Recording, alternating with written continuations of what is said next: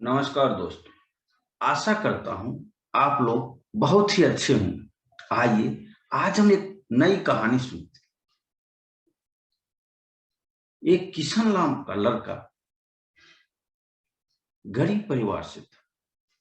उसकी आर्थिक स्थिति बहुत ही अच्छी नहीं थी, परंतु जब भी वो कोई कार देखता तो उसके मन में ख्याल आता कि काश ये मेरे पास कार। तो जब भी देखता उसके मन में बार बार ये विचार आता। तो धीरे धीरे उसने मेहनत की। मेहनत करते हुए उसको कुछ समय बाद नौकरी मिल गई।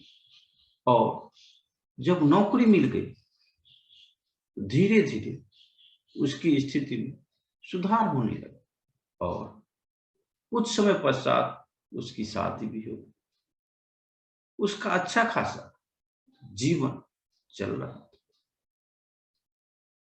कुछ दिनों के बाद उसके घर में एक छोटा सा मेहमान भी आ गया, यानी कि उसका परिवार बड़ा और एक छोटा सा बच्चा भी उसके परिवार में आ गया।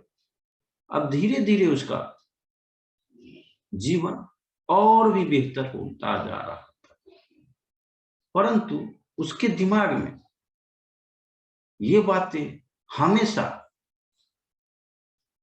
बार बार आता रहता था कि हमारे पास कार क्यों नहीं है। और इसी को लेकर के वो कुछ चिंतित भी रहता था। फिर उसने धीरे धीरे करके थोड़ा थोड़ा थोड़ा पैसा करके जमा करना शुरू किया और कुछ दिनों के बाद उसने कार खरीदी।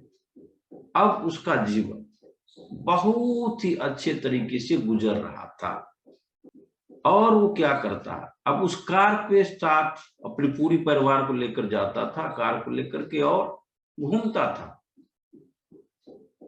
और जब उसको छुट्टियां मिलती तो उसको बहुत ही अच्छी तरीके से साफ सफाई करता, पूरा चमका देता था घिस घिस कर, और देखता था कहीं कुछ लगा तो नहीं। इसी तरह उसका चल रहा था।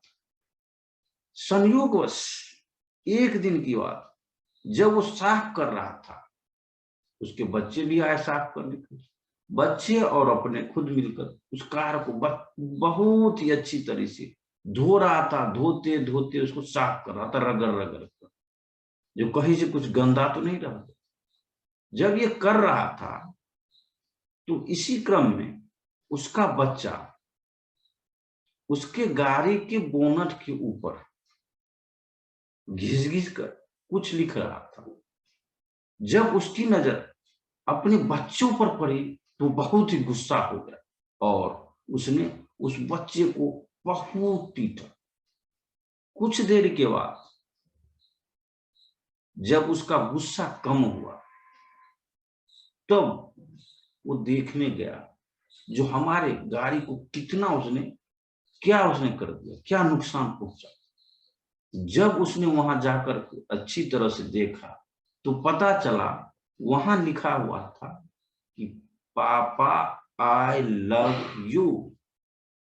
जब ये देखा उसने तो उसे बहुत ही पश्चाताप हुआ, पछतावा हुआ।